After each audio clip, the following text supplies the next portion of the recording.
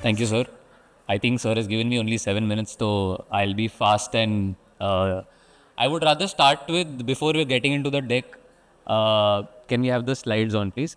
I would rather start with two questions that were raised in the previous inaugural session. And the session's theme was, smart, affordable and sustainable cities. And sustainable की जब हम बात करते हैं तो safety is a very very very important part of creating any sustainable ecosystem. And I think Vid sir has just left, but when he was talking about road safety, there were two questions that were raised, and I also want to seek the audience's insights on that. I understand आपने सभी 20-30 minute deliveries try करी होंगी, food delivery in 20 minutes, food delivery in 30 minutes.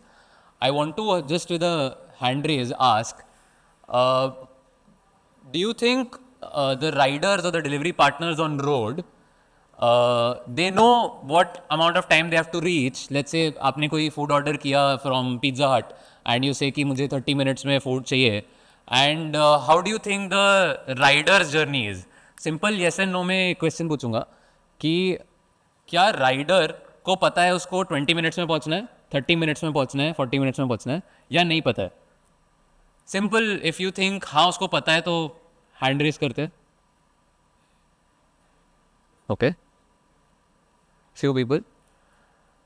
I want to break this myth that is very commonly prevalent that delivery partner has to deliver in 30 minutes, otherwise there will be a penalty, there will be some free delivery for the customers. The primary objective of creating a safe ecosystem is to keep the rider also safe, right? So whatever ETAs or whatever delivery times you see on the app, on any platform, and I'm not talking about Zomato today, on any platform, that is completely designed by the method of technology. The delivery partner does not even know कि उसको कितना ETA में आपको order पहुंचाना है.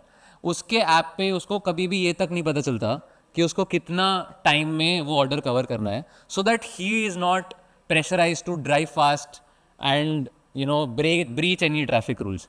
The second thing that we were talking about that Abhishek had also nicely covered was the concept of e-scooters and EVs. I was talking to Vid sir outside when we were off the break. The fact that we have been struggling with this e-scooter and traffic regulation problem is that even today the Motor Vehicle Act does not recognize e-scooters as motor vehicles where you need a license, where you need a permit, where you need a helmet by law to ride that vehicle. And we've been closely working with the Ministry of Road Transport and Highways to implement this law that also starts covering low speed EVs. And this is a platform that we want to encourage and emphasize on this fact, because we don't understand the delivery partner psychology. This is an individual who does not come from a very great social economic background.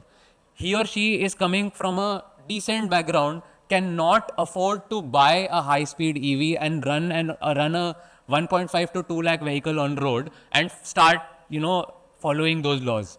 They can afford low speed EVs, and that is the reason they are out there on e-scooters. And we need to make laws and we need to make regulations which are more convenient to these people as well. If we do not think in that direction, we will continue to question the government and question the behavior and the driving behavior of the individual on the road, but we are not truly understanding what is the psychology behind that individual actually running on an e-scooter.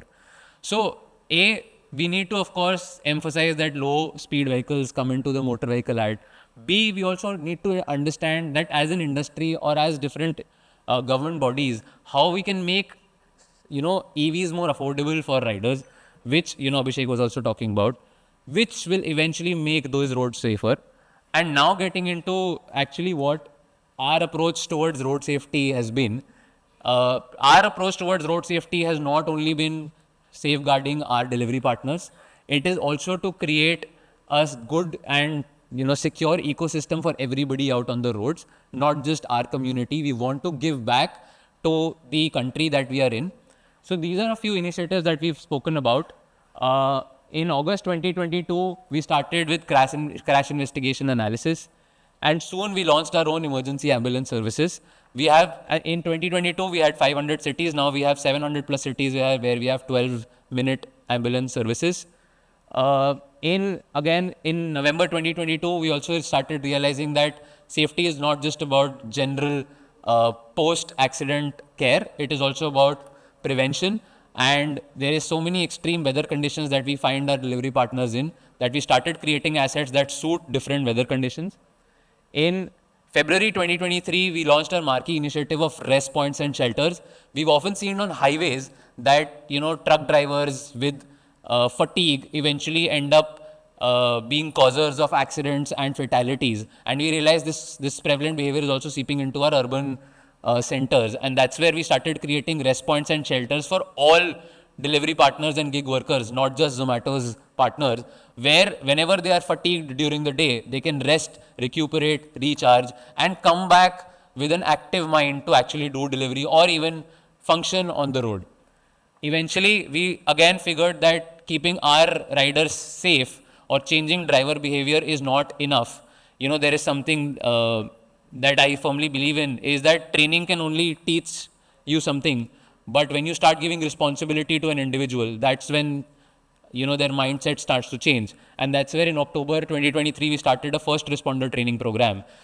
We were speaking about accidental trauma and care and emergency care. Vid sir was also talking about a pilot initiative that the Ministry of Road Transport is doing around where the ministry is taking care of treatment up to 1.5 lakh for any accident victim for up to 7 days since they are brought into the hospital.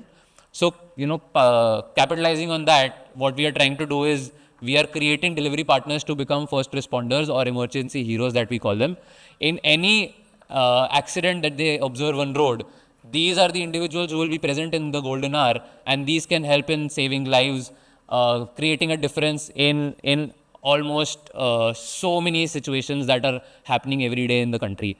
We have close to 40,000 first responders in 47 cities right now. So you might feel that, you see a rider coming in red bringing your food, but we'd also want to remind you that this is an individual who also is medically certified to help you in case you end up in a road accident. So we don't want to make road safer only for our community, but also for the larger, country. Further, we have started doing a lot of new audiovisual trainings for all delivery partners to mandatorily look at, to again change driver behavior.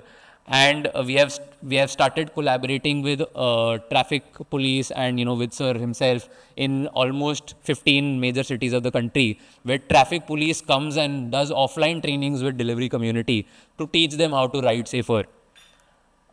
These are some numbers, of course, I've spoken about them, but emphasizing on 700 plus cities where we have our ambulance SOS coverage, which is within 15 minutes.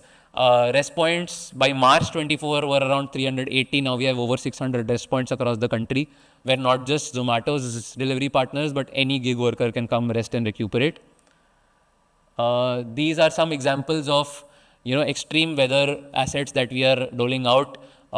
It's monsoon season, you would see a lot of riders coming in with red raincoats. As soon as winter arrives, there will be winter jackets. All of these are equipped with reflector strips so that they can be seen and they are visible from far. So one more thing on the ambulance coverage. Over the last couple of years, we've been able to significantly increase our ambulance coverage in case of serious road accidents. And whatever road accidents happen in the delivery community of Zomato today, we are able to cover close to 75% of all of these accidents with our ambulances, and we are able to save a lot of lives. These are the two programs that I was talking about. So a little bit more on the Emergency Heroes program. We have been able to get support from the Ministry of Road Transport and Highways on this program, where we've also put in a request to officially mandate such trainings for all frontline workers who are out there on the road. These are the people who are still active during COVID. These are the people who will be active during all weather conditions. And these are the people who we can pass on responsibility to make our road safer, to save lives, to step in during those golden hours and prevent any serious injury. and a few initiatives in pipeline. So we are leveraging technology to again step up road safety. We are introducing a crash detection technology via the delivery partner app, where we will be able to study driving behavior. We will be able to study different metrics of how the driver is driving. It can be fast, it can be slow, it can be the kind of turns they are taking, also linking it with how the Google Maps is functioning across the country. And second of all, in January, we also announced a smart helmet that is Bluetooth enabled. Please don't worry, this is not for Bluetooth calling. This is to link this with your delivery partner app. So in very soon, in the next couple of months, you will start seeing actual helmets being given out to delivery partners, where until and unless a rider is wearing that helmet, they will not be able to go online and start doing delivery. So we are also helping enforcement of these laws through such initiatives by leveraging technology, because now such technologies are helping further the objective of road safety. So yeah, this is my final slide. We've been again closely working with the government of India, and we want to enable them achieve their goal of reducing on-road fatalities. The government of India has taken a goal of 50% reduction in road accidents by 2030, and we have taken a commitment of zero road fatalities in our community by 2030, and we are making our riders more responsible. So I want to encourage other members here to also participate in similar initiatives and contribute to road safety, not just for these communities but for the larger society. Thank you. If there are any questions, please tell me. I think well, wait in 10 minutes. Thank you.